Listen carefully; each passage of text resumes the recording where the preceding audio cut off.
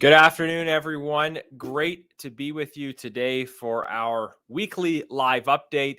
But we're also going to be breaking some exciting news about a Conservative policy announcement that was made by our leader, Aaron O'Toole, last night. So it's been a great week. Of course, we're still in the middle of the summer. Parliament is not sitting, and I'm engaging a lot with constituents. We had a couple great opportunities to connect with people yesterday.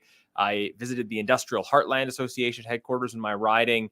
For those who are from outside of the riding, maybe don't know about this, Sherwood Park, Fort Saskatchewan is a hub of energy-related manufacturing. So this isn't the extraction part of the energy sector, but it's manufacturing, value upgrading, etc.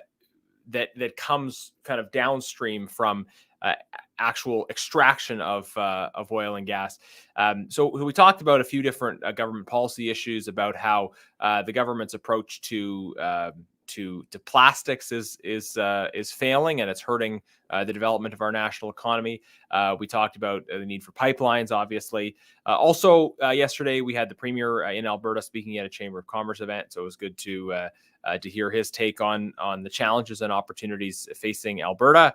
And some of the roadblocks that unfortunately the federal government has been putting in Alberta's way. So it's been great to have some time to connect with constituents this summer, especially with the opening up that has happened in Alberta. So I wanted to focus today on two announcements that our leader made yesterday. This is breaking news, and I think it's news and information that you'll find very interesting. The first, something very close to my heart. Our leader announced the new Conservative international human rights policy, a very strong international human rights policy, really that builds on how throughout this Parliament, Conservatives have been talking about the importance of Canada doing more to stand up for human rights internationally, to stand against those who are abusing human rights, and to stand with victims of violence wherever they live in the world. Now we're going further and making that concrete with some specific policy commitments that are going to improve Canada's engagement with international human rights if and when we have the opportunity to implement these policies. There are 8 specific points that I want to identify here, and we can post in the comments after this video is over those points so that you can see them. First of all, Conservatives will seek to dramatically revise supply chain legislation to meaningfully enforce Canada's commitment not to import products made with slave labor. We are seeing what looks like an increase in the use of slave labor that is happening around the world, and then products are being imported into Canada that are made through slave labor. This is a big issue in China, where Uyghurs and other Turkic Muslims in the East Turkestan or Xinjiang region in China are facing an ongoing genocide. Part of the abuse that they're experiencing is forced labor, and products produced there end up in Canada. The Liberals, to great fanfare, announced what they said was a policy that was going to address this. Not a single shipment has been stopped under the new Liberal policy. It isn't working. So Conservatives believe that we need to dramatically revise supply chain legislation to enforce Canada's commitment not to import products made from slave labor. Secondly, we will seek to make it a criminal offense for Canadians to go abroad to benefit from serious violations of human rights, such as being complicit in organ trafficking through receiving an organ that was forcibly harvested. This is actually reflects a private member's bill that I have been working on in this Parliament. It's been Bill S-204, a bill to stop people from going abroad to participate in forced organ harvesting and trafficking. People from different parties have been trying to get this through for 10 years. Our leader, Aaron O'Toole, said last night he would like to see this become a government bill so that we can expedite it and move it forward as quickly as possible to finally address this issue of forced organ harvesting and trafficking. Thirdly, Conservatives would like to place limits on the ability of the Government of Canada to grant waivers permitting those complicit in or responsible for serious human rights violations from coming to Canada.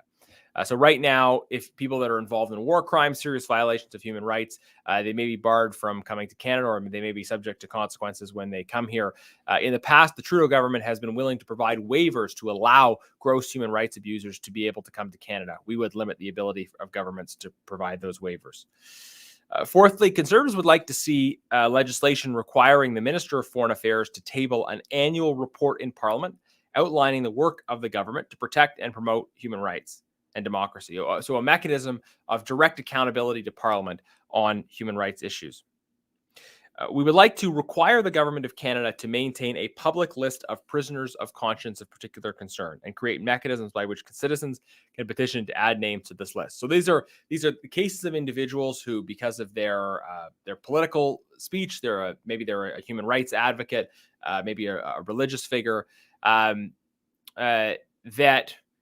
is incarcerated in their country, that Canada would maintain a public list of these cases to try to draw more attention to these cases. And we've heard time and time again from human rights organizations that highlighting and speaking about cases of political prisoners like this, it does make a difference. It does increase their chance of release. Conservatives would like to create an international human rights advisory committee with representatives from a broad range of cultural and religious communities advising the government on international human rights issues, really drawing on the rich knowledge and experience from diaspora communities here in Canada to strengthen our engagement on human rights. We would like to amend the Official Development Assistance Accountability Act to prevent Canadian development assistance going out that undermines international peace and security.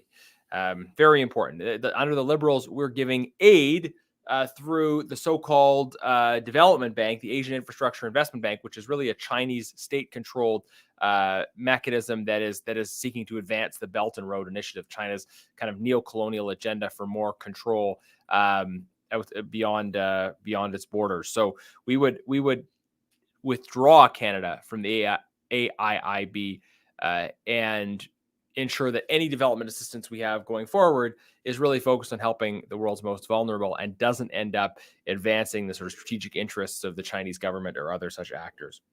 And then the final point in this policy is updating the Magnitsky Act to allow Parliament and groups of citizens to directly petition the minister to list officials under the law and require the minister to respond in writing to petitions that have achieved a certain threshold of support. The Magnitsky Act was a Conservative private member's bill that passed in the last Parliament. And it's a great piece of legislation. What it does is create a mechanism by which the government can directly sanction individuals who are involved in violations of human rights. So it's a great tool that now the government has. Unfortunately, the government hasn't used this tool very often. There are many, many, many cases of human rights abusers around the world who have not been sanctioned under the Magnitsky Act. And so the Liberals, frankly, they were reluctant. The previous Foreign Affairs Minister, Stéphane Dion, was not very keen on the Magnitsky Act, or certainly gave that impression. The Liberals ended up supporting the bill, I think, under a lot of political pressure. But now they have declined to use it in so many cases. So what we're saying is that going forward, we want to strengthen the Magnitsky Act by creating a mechanism for citizens to directly petition to have names added to that act, as well as parliamentarians, and require the minister to respond to those proposals, and that will increase the use of the Magnitsky Act to target those involved in gross violations of human rights. Now, these Magnitsky sanctions, they are very effective because oftentimes people that are involved in autocratic regimes, they still want to be able to travel outside of their country. They still want to be able to move their money outside of their country, and maybe they want to have a kind of golden parachute. They want to, if you're involved in a brutal authoritarian regime, maybe you probably know that you could become a victim of that same regime at some point as well. So what a lot of these people do involved in these autocratic regimes is they try to move their money into other more stable countries, and they kind of have their escape plan. But with Magnitsky sanctions, these are sanctions that target those involved in human rights abuses and saying to them, if you cross a certain threshold in terms of abuse, you're going to lose your escape hatch. You're going to lose your golden parachute, because we're going to identify you and prevent you from coming here or moving your money here. And so this can be a powerful deterrent against human rights abusers if countries are prepared to use it. So that is the new Conservative international human rights policy. I think it's very exciting. I think it's going to have a very substantial impact, and it positions Canada really as a global leader when it comes to standing up and fighting for human rights. So hopefully you'll spread the word on that and share this video as well, so that more people find out about the comprehensive game-changing international human rights policy that Conservatives are proposing. The second announcement that Aaron O'Toole made yesterday was that Conservatives will seek to create a task force on credential recognition. Now, this responds to the very significant longstanding concern from new Canadians coming to Canada and not being able to work in their field of expertise. The proverbial doctors driving cabs problem. And it's a complex problem because it involves provincial governments, regulatory bodies, and the need to kind of work together and have better structured collaboration between the federal immigration system and those credential recognizing bodies. And so we've committed to setting up a task force to confront this problem in a timely and an effective way, and really to finally get it done. Liberals have dithered on this problem. They haven't taken any action, and we need to see action taken on it. And part of what we're going to look at as part of this task force, one of the things that we've committed to including is pre-qualification. The idea that we could pre-qualify individuals to be able to work in their chosen field here in Canada because they could get training from a Canadian accredited institution that's abroad or through distance learning. So trying to increase the opportunity for people to get pre-qualification prior to coming here so that people can know with certainty that they have a Canadian qualification, that they'll be able to arrive here and work in the field that they've chosen. So these are some really strong and important policies, strengthening credential recognition as well as strengthening human rights. So hopefully, again, please share the video, help us spread the word on this. And let me just comment quickly on a couple of the comments that are coming in. Thank you for posting your comments on that. I see Donald Lester saying, what about our oil? I spoke at the beginning about a meeting I had with our Industrial Heartland Association that is here in Strathcona County. My riding, Sherwood Park, Fort Saskatchewan, is a hub of energy-related manufacturing.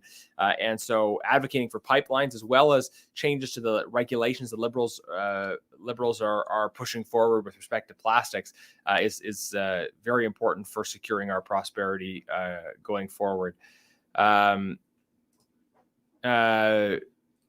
Okay.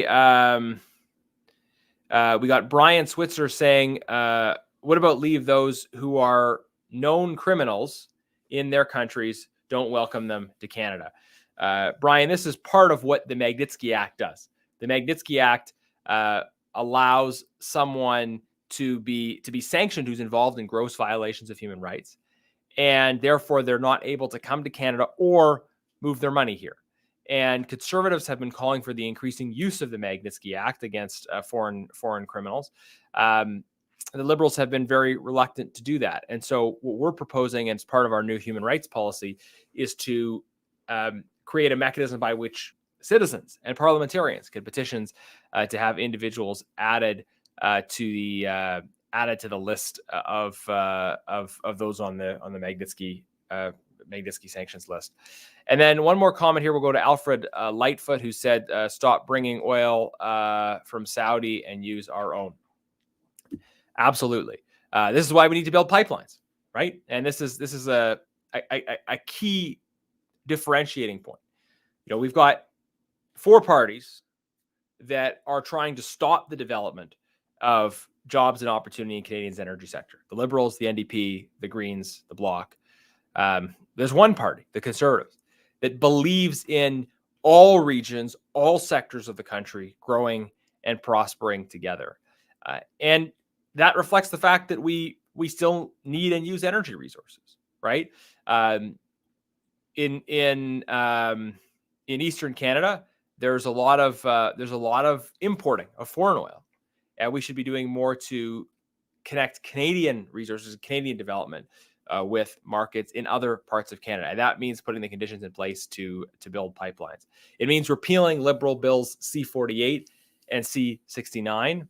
And it also means establishing the conditions where there's confidence in Canada as a rule of law jurisdiction, because we've had too many cases of lawless protests shutting down work on things that have already been approved, or people tearing down statues just in a lawless way without any approval from the appropriate authorities.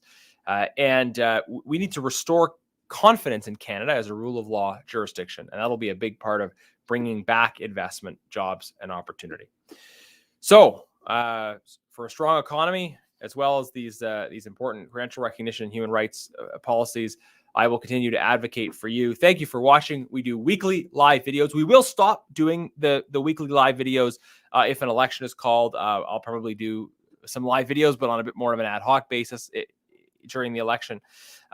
So if no election is called in the next week, we will be back here at 1 p.m. Alberta time, 3 p.m. Ottawa time, giving you an important update. If election is called in the meantime, then we'll be on a bit of a different schedule. There's a lot of expectation that the election will be called very soon, either this coming Sunday, so in 2 days, or the following Sunday, August 15th. It's fascinating to see what the Liberals are doing right now, because they are on the one hand criticizing the Alberta government for their COVID policy, saying, "Oh, you're opening too soon, right? You're changing the rules too soon, right?" On the other hand, the same Liberals are saying we can have an election, no problem having an election, right? Like, on the one hand, Alberta's allegedly creating a dangerous situation, right, by allowing more interaction and having less restrictions in place. But on the other hand, big election, people getting together, talking about issues, forums, all those things, no problem. So there's a clear contradiction. But what's clear is that the Liberals are looking out for their own political interest. They think it's in their interest to have an election. So very likely they will call one this Sunday or the following Sunday. We'll be ready for that. And if the election hasn't been called yet, we'll see you in 7 days. If not, we'll see you. We'll see you throughout, probably on my Facebook page, and then certainly after the election. Thanks for watching, everybody. Have a great weekend.